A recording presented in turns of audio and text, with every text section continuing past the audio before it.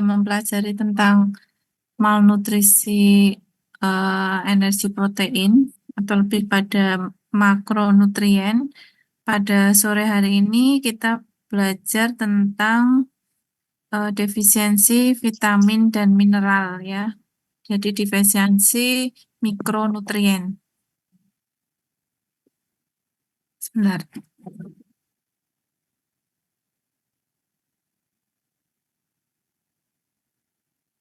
Ya, sebelumnya kita ketahui bahwa vitamin ya dan mineral itu masuk dalam mikronutrien. Berarti memang jumlah yang dibutuhkan oleh tubuh itu sebenarnya tidak terlalu banyak ya, tetapi nanti dikatakan di sini walaupun jumlahnya sedikit kebutuhannya, tetapi dia adalah vital untuk kehidupan ya, vital to life ya. Dan di sini untuk vitamin sendiri itu termasuk organik ya, berarti dia berasal dari makhluk hidup, kemudian esensial, artinya dia tidak bisa diproduksi sendiri oleh tubuh. Makanya diperlukan dari makanan maupun eh, zat-zat suplemen ya dari luar tubuh gitu ya. Wah, jumlahnya sangat sedikit ya, tetapi vitamin ini sangat penting karena mempunyai banyak fungsi ya, termasuk di sini contohnya adalah untuk pertumbuhan ya, kemudian untuk fungsi reproduksi, kemudian maintenance of health and life ya. Jadi termasuk di sini untuk sistem imun ya, untuk apa namanya? Untuk produksi energi ya dan sebagainya, masih banyak lagi. Ya, makanya dikatakan di sini vitamin ya, karena vital to life, vitamin ya. Nah, ini perbedaan vitamin dengan makronutrien ya.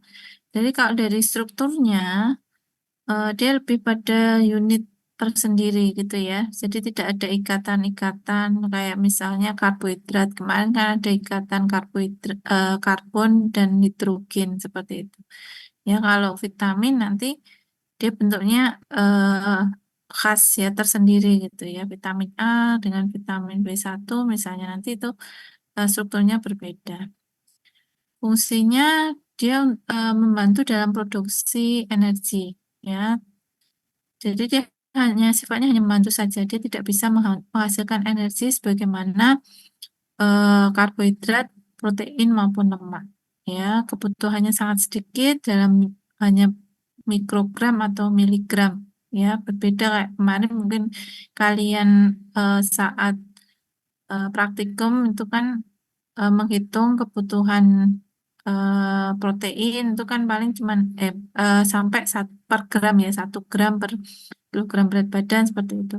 Nah, kalau di sini vitamin itu paling hanya em, beberapa mikrogram atau miligram ya, tapi persamaannya dengan makronutrien ini sama-sama vital ya, zat vital untuk kehidupan, kemudian organik dan didapatkan dari beberapa makanan. Untuk penyerapannya, untuk ini ya, availability-nya, jadi kebutuhan untuk eh, vitamin ini itu masing-masing berbeda ya. Kalian bisa lihat di tabel angka kecukupan gizi. Di sana terlihat bahwa kebutuhan untuk pria maupun wanita nanti berbeda ya. Jadi berdasarkan jenis kelamin, kemudian usia, serta kondisi-kondisi khusus ya, itu kebutuhannya berbeda-beda ya.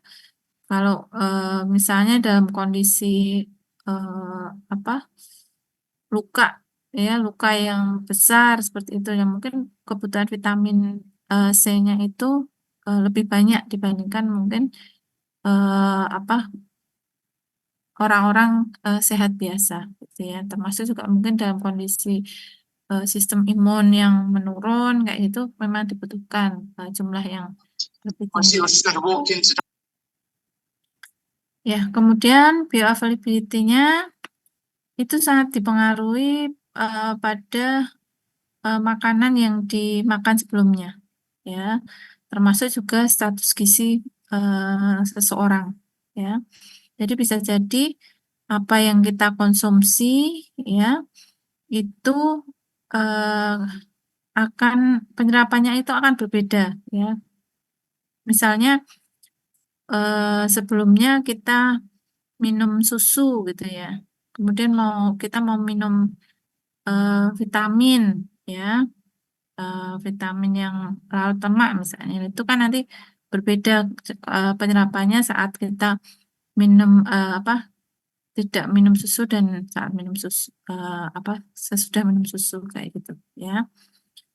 Nah, juga tergantung dari status gizi ya, karena kalau pada pasien-pasien yang kurang gizi ya biasanya kan memang albumin atau protein yang ada di dalam darah itu jumlahnya kan biasanya lebih rendah ya. Padahal untuk vitamin-vitamin yang larut lemak dia itu perlu dibawa oleh eh, protein. Nah, berarti nanti kemungkinan eh, bioavailabilitasnya lebih rendah ya pada apa namanya pasien-pasien yang kurang gizi. Makanya kemungkinan nanti kebutuhan hariannya juga lebih banyak ya, karena tidak yang apa tidak efektif ya kalau apa namanya dalam kondisi kurang gizi tadi ya.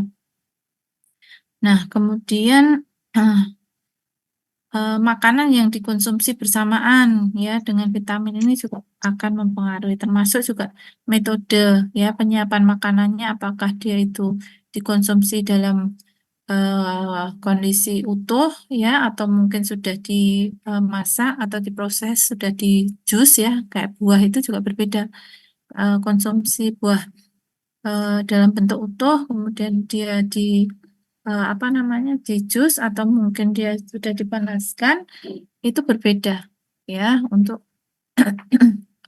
kandungan gizinya ya. Kemudian sumbernya bisa sumber alami ya dari makanan, kemudian juga fortifikasi atau sintetik ya. Jadi bisa dalam bentuk suplemen-suplemen itu kan fortifikasi ya. Nah, kemudian beberapa vitamin itu juga dalam bentuk inaktif ya, makanya dikatakan sebagai provitamin. Nah, ini beberapa karakter ya dari vitamin yang larut air ya. Nanti kita juga bedakan dengan vitamin yang larut lemak ya, karena secara garis besar vitamin dibagi menjadi dua itu ya. Kemudian ini untuk vitamin yang larut dalam air ya, dia itu akan diabsorpsi ya, kemudian masuk langsung ke dalam pembuluh darah. Ya, kemudian setelah masuk ke dalam pembuluh darah, dia beredar secara bebas, ya, tidak terikat oleh protein. Ya, nanti berbeda dengan yang larut lemak, dia harus dibawa oleh protein. Ya, kemudian untuk penyimpanannya itu jarang ya, jarang disimpan. Ya, kalaupun disimpan itu hanya dalam bentuk jumlah sedikit di bagian-bagian tubuh yang memang ada airnya di sana. Ya, tetapi eh, kalau dia sudah berlebih, ya itu akan dikeluarkan oleh ginjal ya dalam bentuk urin. Ya, untuk itu toksisitasnya itu sangat jarang ya, karena begitu dia berlebih akan dikeluarkan lewat urin.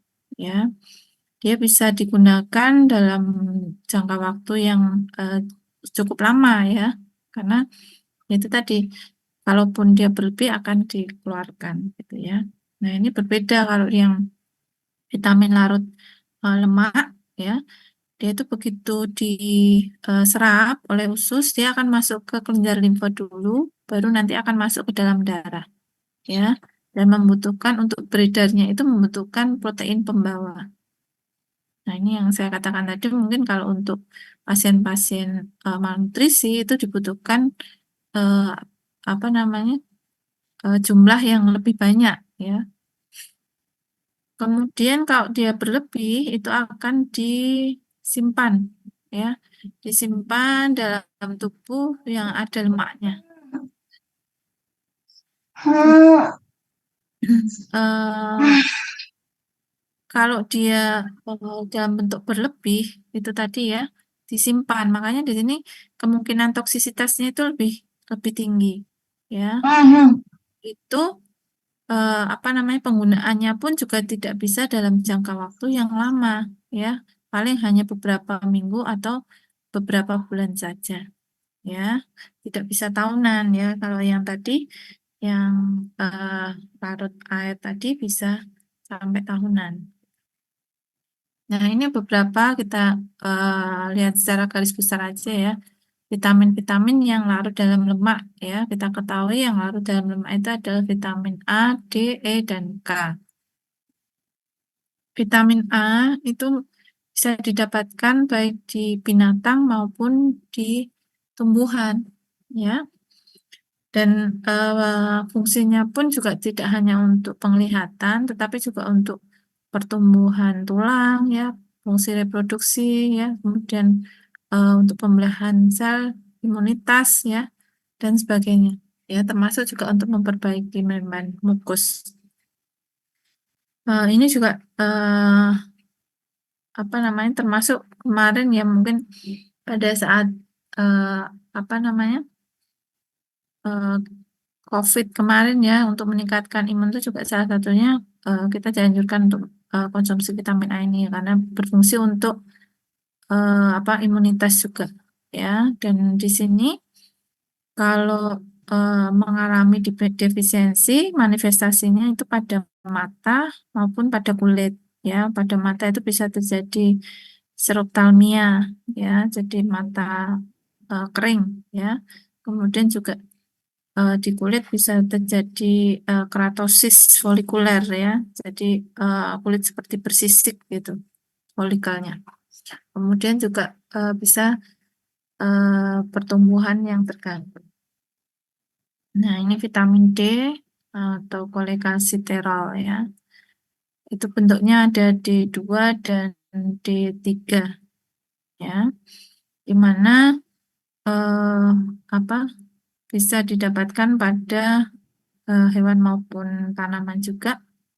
Dan untuk pengaktifannya, dia harus melalui radiasi sinar UV. Ya, untuk itu, walaupun nanti sudah apa namanya konsumsi suplemen, suplemen vitamin, itu juga sebaiknya tetap berjemur ya, agar vitamin D yang masuk itu dia lebih aktif. Ya, nah ini untuk kalau karena fungsi utamanya itu adalah prekursor kalsium, di mana kalsium ini dibutuhkan untuk pembentukan tulang, ya. Maka kalau mengalami diferensiasi, manifestasinya juga pada tulang ya, gangguan pembentukan tulang ya. Bisa dilihat di sini ya, jadi tulang lebih bengkok ya, lebih rapuh ya. Untuk itu memang terapinya juga perlu konsumsi vitamin D ya, tetapi baik dari suplemen maupun dari makanan ya.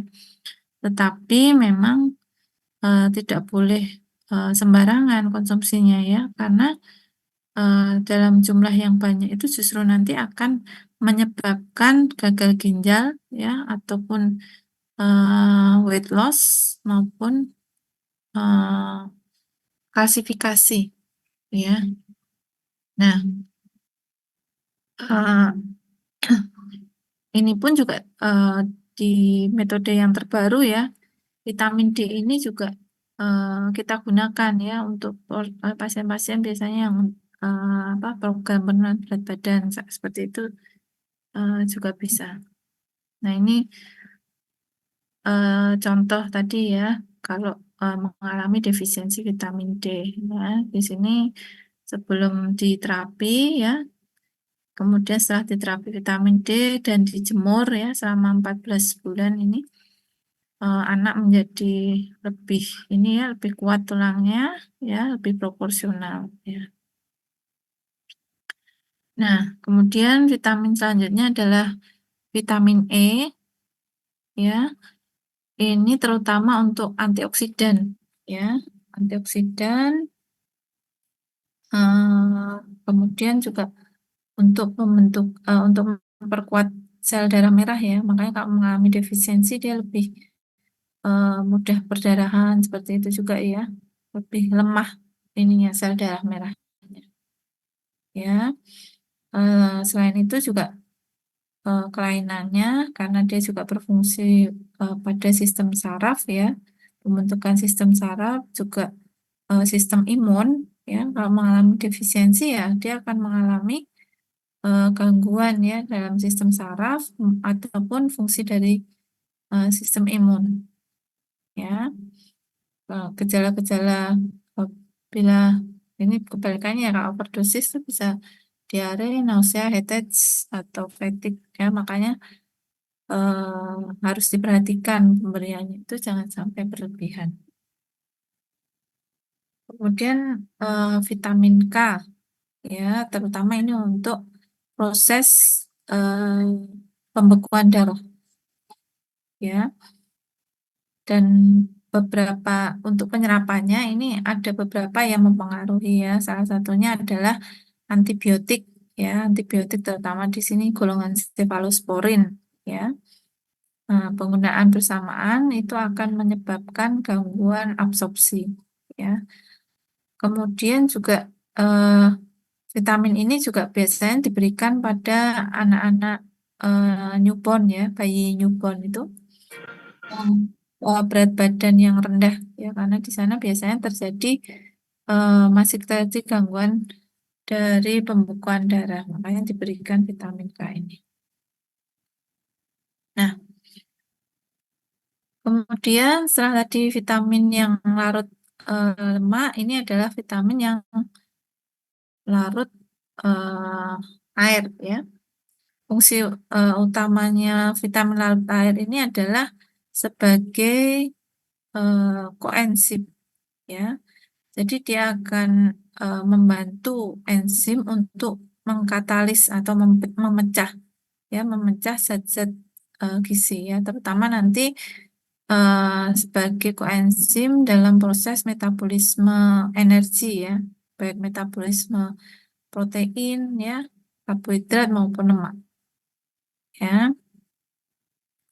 Nah, ini kalau kita lihat di sini ya, cara kerjanya itu seperti ini ya. Jadi nanti vitamin yang larut air ya, seperti yaitu vitamin B dan C ini ya, nanti dia akan berikatan dengan enzim ya, kemudian membentuk suatu cetakan itu istilahnya gitu ya, yang dia akan membantu memecah zat yang masuk. Nah, ini relatif eh, aman ya dikonsumsi dalam jumlah besar karena akan diekskresi lewat urin. Nah, kita lihat untuk vitamin B1 ya, vitamin B1 atau tiamin ya, dia terutama sebagai koenzim tiamin pirofosfat ya. Tiamin pirofosfat itu adalah enzim yang digunakan pada saat pemecahan karbohidrat ya, di siklus Krebs kalau kalian lihat di sana ya. Nah, tiamin ini berfungsi sebagai koenzim di sana ya. Ini juga seringkali kita tambahkan ya vitamin B1 ini pada pasien-pasien dengan malnutrisi ya. Jadi dengan harapannya dengan pemberian vitamin B1 ini proses metabolismenya jadi lebih cepat ya, lebih baik. Jadi apa namanya? Kondisi malnutrisi itu akan lebih cepat teratasi gitu ya. Selain itu juga fungsinya sebagai ini ya, apa namanya? Fungsi neuromuskular ya. Nah, kalau mengalami defisiensi ya eh, terjadi gangguan neuromuskular itu sendiri seperti beri-beri ya. Kemudian kelemahan ya, bahkan sampai apa namanya pembesaran jantung ya, sampai gagal ginjal seperti itu ya. Dan ini ada sindroma Wernicke-Korsakoff ya. Ini terjadi karena eh, terjadi gangguan absorpsi vitamin B1 pada orang-orang yang mengkonsumsi alkohol. Nah, kemudian vitamin B2 atau riboflavin ya, itu terutama juga sebagai koenzim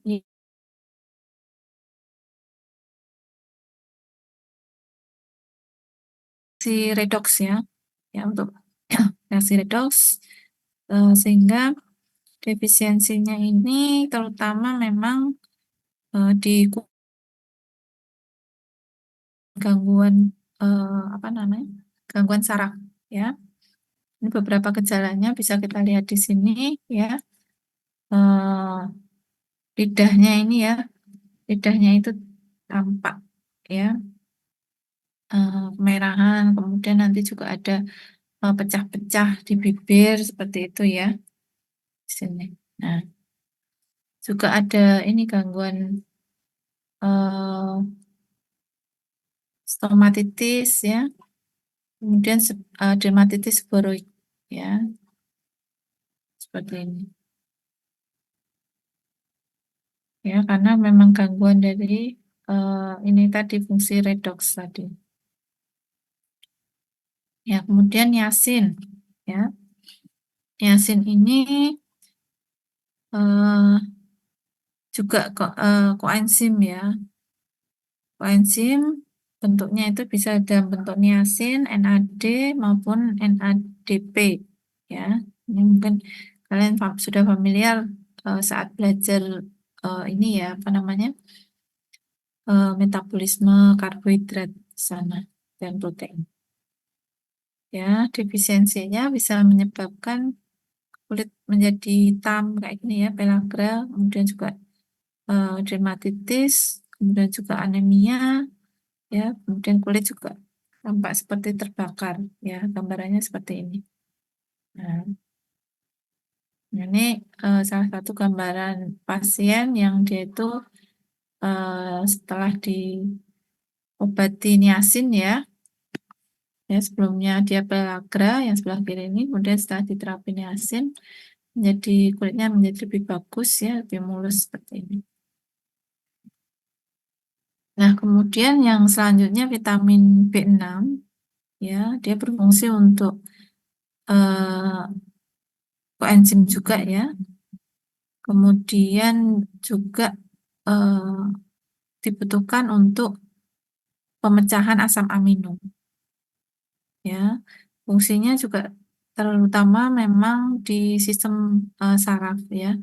Dia berfungsi untuk mengurangi neuritis ya. Mungkin nanti kalau kalian di blog paru ya, itu ada eh, pengobatan pada pasien TB itu biasanya kan menggunakan INH itu kan disertai vitamin B6 ini karena dia berfungsi untuk mencegah neuritis yang terjadi akibat dari konsumsi INH ya, dan ini tidak boleh ya, ini ya, overdosis itu bila 50 sampai 100 kali dari kebutuhan dasar.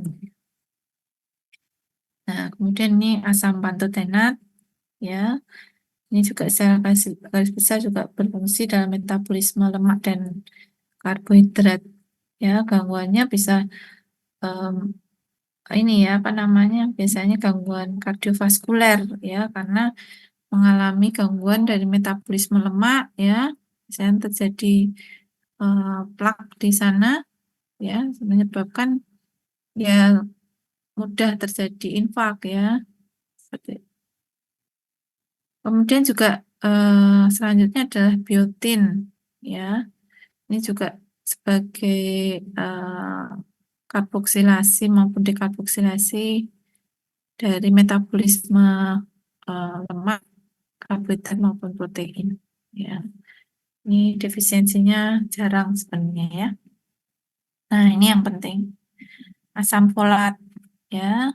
Ini sangat penting untuk ibu-ibu hamil ya. Biasanya harus kita berikan ya pada ibu-ibu hamil ya secara rutin dari awal kehamilan. Karena apa? Karena ini berfungsi untuk apa namanya, sintesis DNA ya, purin pirimida asam nukleat ya.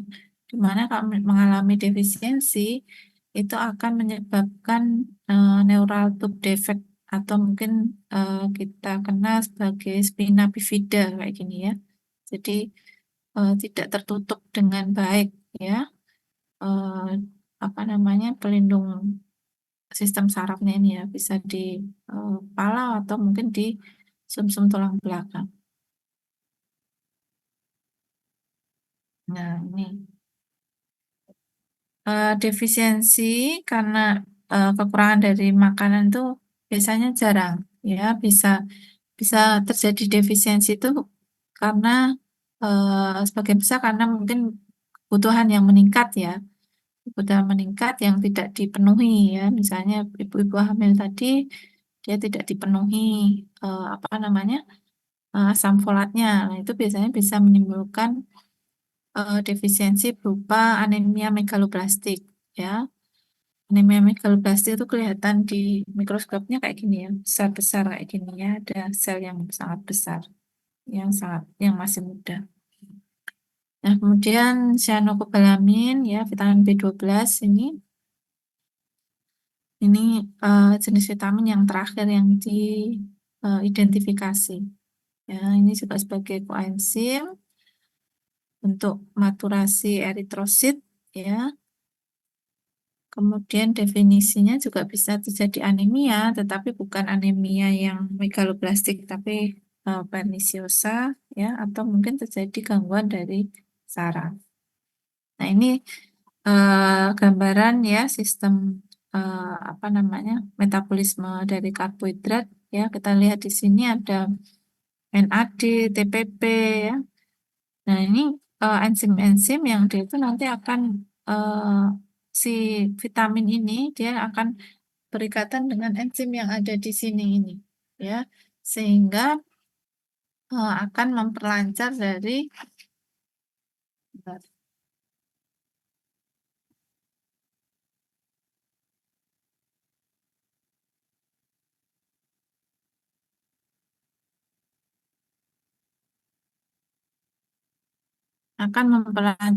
metabolisme karbohidrat ya. Nah, kemudian setelah vitamin B, vitamin C ya, ini juga sudah familiar ya. Fungsinya sangat banyak sebagai antioksidan ya, kemudian membantu ya, metabolisme besi ya, kemudian untuk klasifikasi tulang ya, banyak ya. Kemudian juga untuk apa namanya, pembekuan darah ya.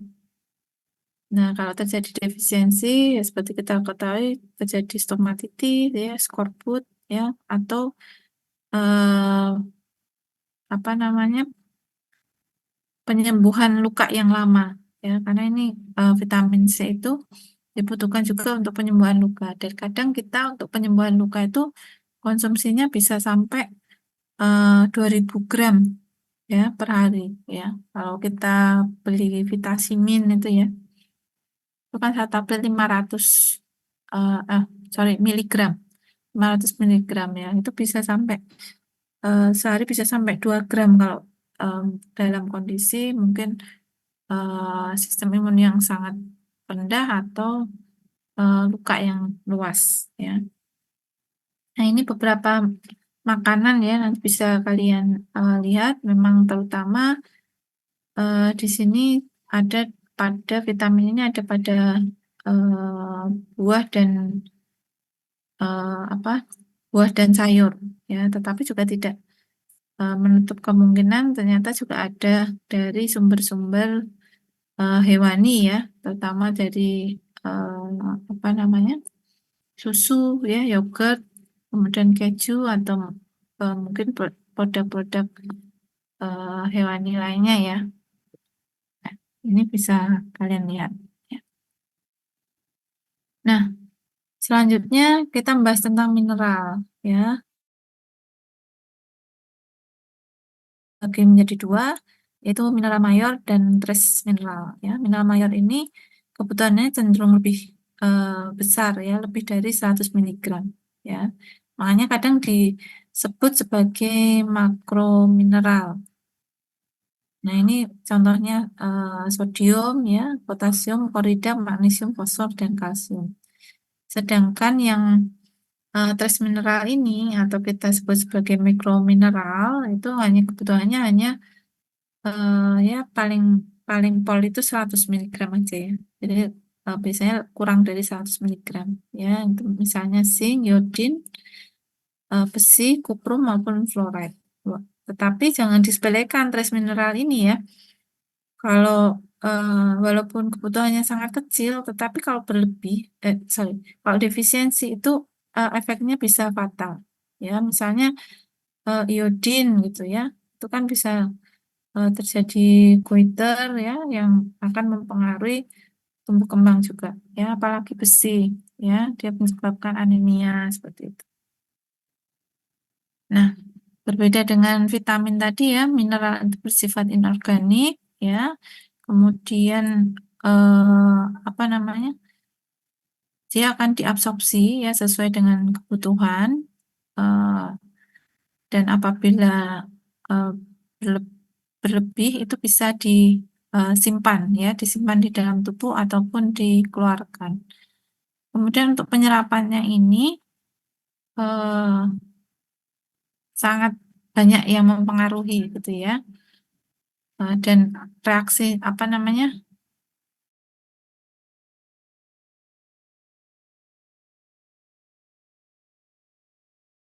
mempengaruhi sistem kerjanya ya. Ada beberapa mineral gitu ya yang dia itu kalau dia bersamaan itu akan membuat reaksi yang lebih besar atau malah justru antagonis. Jadi malah menekan ya kerja dari mineral yang lain ya.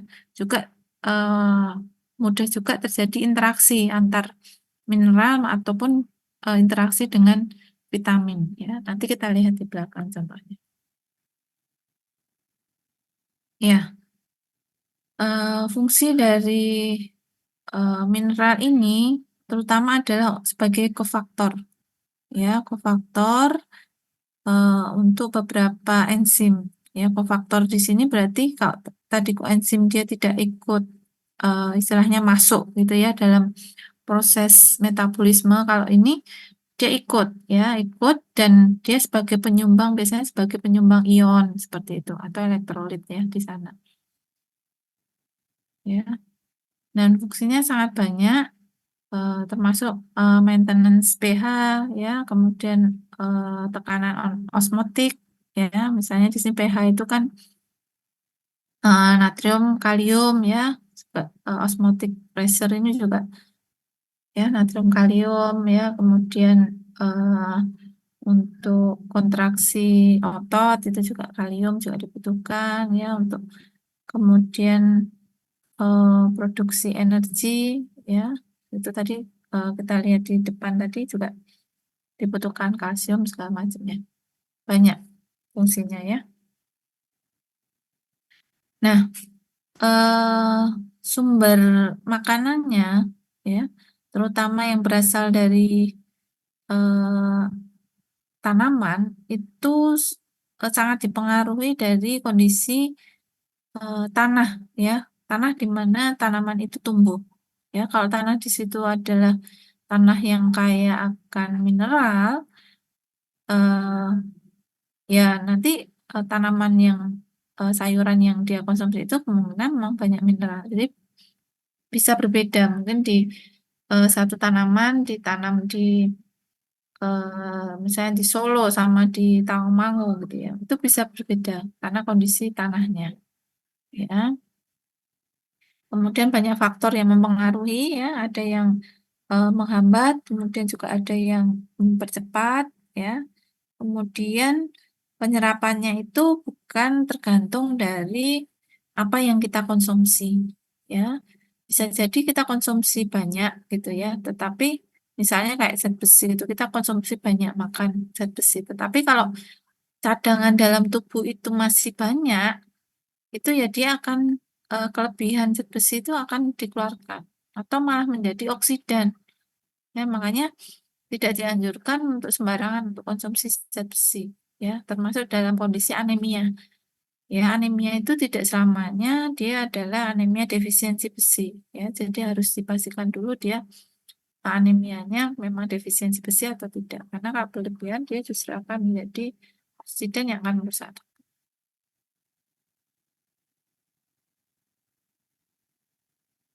Ya, ini ini yang saya sampaikan tadi ya, tergantung dari persediaan atau mungkin yang dibutuhkan oleh tubuh itu seberapa gitu. Jadi tidak semua yang masuk dalam tubuh itu akan diserap. Nah, defisiensinya akan terlihat pada saat eh, defisiensi yang banyak gitu ya, yang sudah parah gitu. Ya, kalau misalnya defisiensi kalsium gitu, kita akan lihat bahwa ya mungkin tulang akan mudah patah gitu ya karena rapuh ya. Tetapi biasanya defisiensi yang sedikit itu bisa kita abaikan gitu ya, karena biasanya tidak menimbulkan gejala yang berat dan eh, segera bisa ini dipenuhi asal apa yang kita konsumsi itu sesuai ya, terutama kalau kita sekarang kan prinsip konsumsi itu adalah gizi seimbang ya, dan secara garis besar defisiensinya itu terlihat ya pada gangguan pertumbuhan anak ya, atau mungkin gagal tumbuh seperti itu. Nah, toksisitasnya eh, biasanya eh, jarang ya kalau kita memang konsumsi sesuai tadi AKG tadi ya.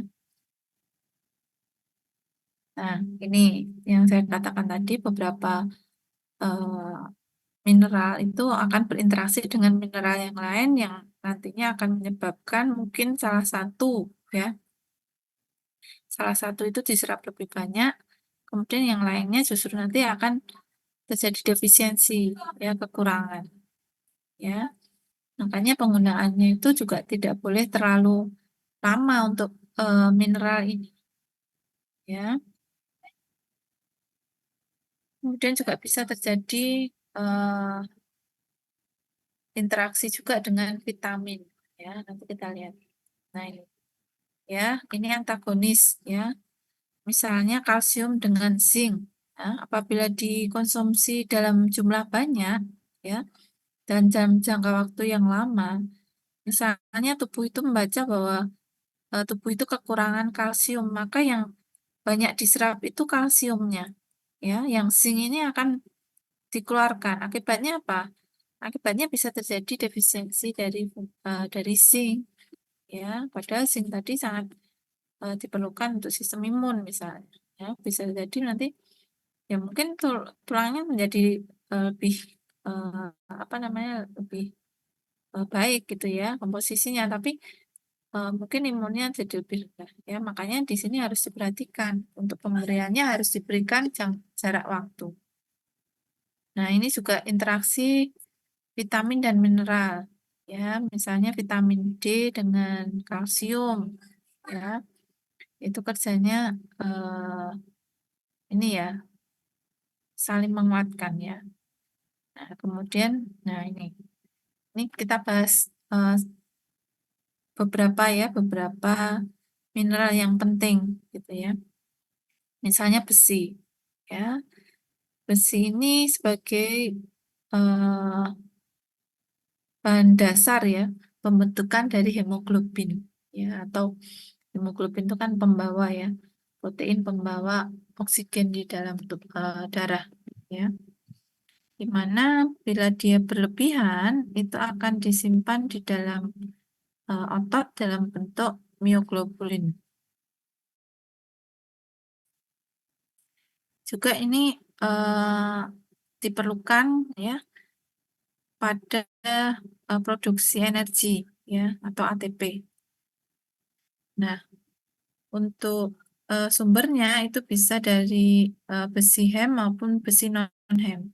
Jadi kalau besi HEM itu besi yang relatif lebih mudah diserap ya, biasanya berasal dari hewan ya. Kemudian kalau non-HEM itu biasanya dari eh, sayuran atau tumbuhan ya.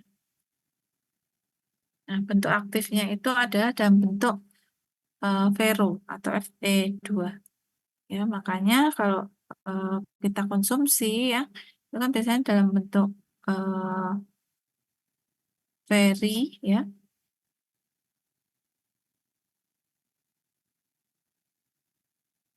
ya.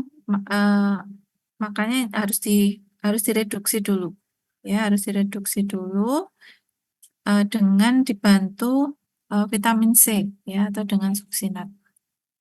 Dan apabila dia kelebihan, selain tadi ya disimpan di dalam apa namanya otot, ya itu juga disimpan dalam sel dalam bentuk ferritin ya. Nah, simpanan ini juga ini apa namanya menunjukkan eh, apakah sebenarnya tubuh itu defisiensi Fe atau tidak ya. Makanya kalau misalnya terjadi anemia, itu biasanya kita juga periksa ferritinnya. Apabila ferritinnya masih tinggi, berarti kemungkinan cadangan dalam tubuh itu kan sebenarnya masih banyak, cuman tubuh itu tidak bisa menggunakannya secara optimal. Nah, kalau dalam kondisi seperti itu ya tidak perlu ditambahkan suplemen besi ya. Karena eh, ya itu tadi harus kita lihat ya, apakah eh, tidak bisa menggunakan ferritinnya itu karena sesuatu sebab yang lain, misalnya pada pasien-pasien dengan gagal ginjal ya. Nah, ini kan biasanya apa namanya, dia cadangan ferritinnya itu mungkin masih tinggi tapi tidak bisa menggunakan. Nah, kalau kita melihat tadi ya anemia terus langsung kasih zat besi, nah itu akan semakin akan merusak ginjal. Makanya harus diperhatikan. Makanya untuk apa namanya salah satu indikator malnutrisi itu juga bisa kita lihat dari ferritin ini ya, atau dari tadi ya di depan ya transferin itu protein yang mengikat besi ya. Jadi kalau transferinnya itu rendah ya itu bisa jadi ada malnutrisi di sana ya. Kemudian absorpsinya itu ada hal yang mempengaruhi ya, ada yang meningkatkan dan ada yang mengurangi ya. Yang meningkatkan itu apabila ada keasaman di dalam lambung ya. Makanya ada anjuran kalau memang anu ya lambungnya itu kuat ya, itu untuk zat besi itu sebaiknya dikonsumsi sebelum makan ya, atau mungkin bisa dikonsumsi bersama dengan vitamin C ya, untuk apa namanya agar bisa tadi merubah feri menjadi vero tadi ya. Kemudian absorpsi itu lebih banyak pada besi HEM ya. Kemudian pada kondisi dengan kebutuhan tubuh yang meningkat ya, atau mungkin cadangan dalam tubuh itu sangat sedikit ya, juga adanya MPF ini ya, yang di daging itu. Nah, kemudian ada yang bisa menurunkan ya untuk absorpsinya ya, asam pitat ya, biasanya serat ya, fiber ya. Kemudian polifenol itu ada di teh dan kopi ya. Kemudian nah ini bersamaan dengan mineral yang lain seperti zinc, mangan dan kalsium. Nah, ini akan menghambat ininya absorpsinya. Makanya jangan dikonsumsi secara bersamaan ya. Sebaiknya dikasih jarak setidaknya 2 jam ya. Karena itu waktu pengosongan lambung. Kemudian juga eh, keasaman lambung yang berkurang ya, mungkin karena penggunaan antasid ya, itu juga akan menurunkan absorpsi dari besi. Oh, ini transportnya tadi ya yang saya katakan itu menggunakan transferin ya. Nah, ini kalau transferinnya apa namanya, ini ya TFR ini ya biasanya kita lihat juga sebagai indikasi defisiensi atau tidak. Nah ini ferritin tadi sudah saya sampaikan. Penyimpanannya itu ada di liver, spleen, sama pankreas ya. Makanya nanti di sini dikatakan kalau berlebihan ya itu akan menyebabkan kerusakan dari sel pankreas, liver maupun jantung ya. Ya kalau pankreas sudah apa namanya? Pankreas sudah rusak, kemungkinan bisa menyebabkan diabetes ya. Untuk itu konsumsinya jangan berlebihan FE ini ya, karena akan apa justru akan menimbulkan penyakit lain seperti diabetes ini ya, atau mungkin kerusakan hati atau kerusakan gagal jantung ya. Nah kalau defisiensi ya ini akibatnya akan gangguan kognitif ya, kemudian aktivitas fisik juga menurun, apalagi nanti untuk ibu-ibu itu ya kemungkinan untuk apa namanya kematiannya lebih meningkat ya karena mungkin perdarahan yang meningkat kalau terjadi defisiensi. Nah kemudian iodin ya kebutuhannya itu sangat sedikit sebenarnya hanya 100 sampai 200 mikrogram per hari ya. Tetapi ini harus ada ya karena fungsinya sangat vital ya untuk pembentukan hormon tiroid, di mana hormon tiroid ini juga penting ya untuk pertumbuhan dan perkembangan sel ya. Nah ini kita dapatkan yang mudah ini memang dari garam ya. Nah ini contoh-contoh defisiensinya ya bisa terjadi gondok maupun kreatin ya gangguan tumbuh kembang. Nah ini juga ya pada ibu hamil bisa keguguran, janin lahir mati dan sebagainya ya. Maka walaupun kecil itu sebaiknya tetap dikonsumsi. Nah, kalsium ya. Kalsium itu memang sebagian besar untuk pembentukan ini ya, apa tulang dan gigi. Ya, ini juga sangat penting di dalam tulang dan gigi dia disimpan dalam bentuk hidroksiapatite. Kemudian fungsinya untuk kontraksi otot ya, untuk apa namanya pembekuan darah serta aktivasi enzim dan hormon juga transmisi impuls saraf.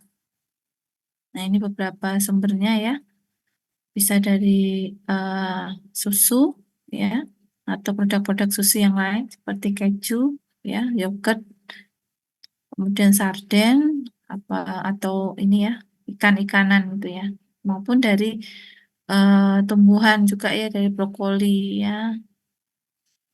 Nah ini yang mempercepat ya penyerapannya ya. Jadi kondisi lambung yang asam ya, kemudian vitamin D, laktos, serta hormon pertumbuhan ya penggunaannya bersamaan itu akan meningkatkan absorpsi dari kalsium ya. Makanya di sini ada laktos ya, makanya seringkali dicampurkan di dalam susu ya, karena itu akan mempercepat absorpsi dari kalsium. Nah, ini yang menghambat itu eh, tinggi fosfor ya dan tinggi eh, fiber ya serat ya. Fosfor di sini biasanya termasuk juga di daging merah ya. Nah, makanya hati-hati ini kalau konsumsi bareng daging merah. Nah, ini gejala-gejala hipokalsemia. Nah, ini sedikit kita singgung tentang osteoporosis karena selama ini mungkin kita pahami kalau osteoporosis itu kan karena defisiensi kalsium.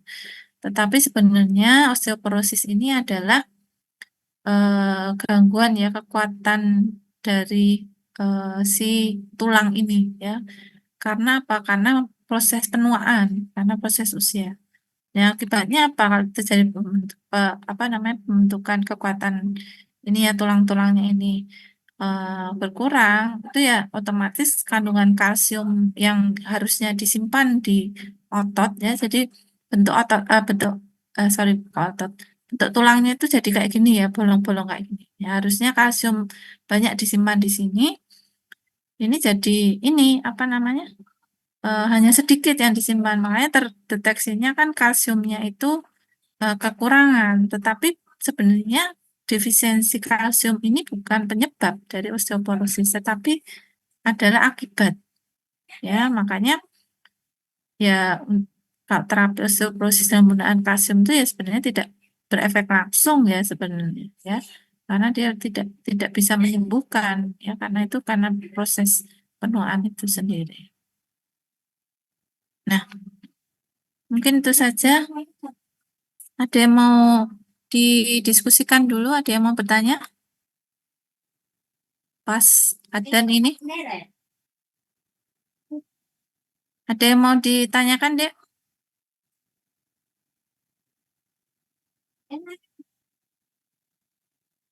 Tidak ada? Kalau tidak ada, mungkin kita akhiri aja ya. Kebetulan sudah apa namanya? Adzan juga. Itu saja ya dari saya. Mohon maaf, ini kamera saya error dari tadi, tidak bisa nyala.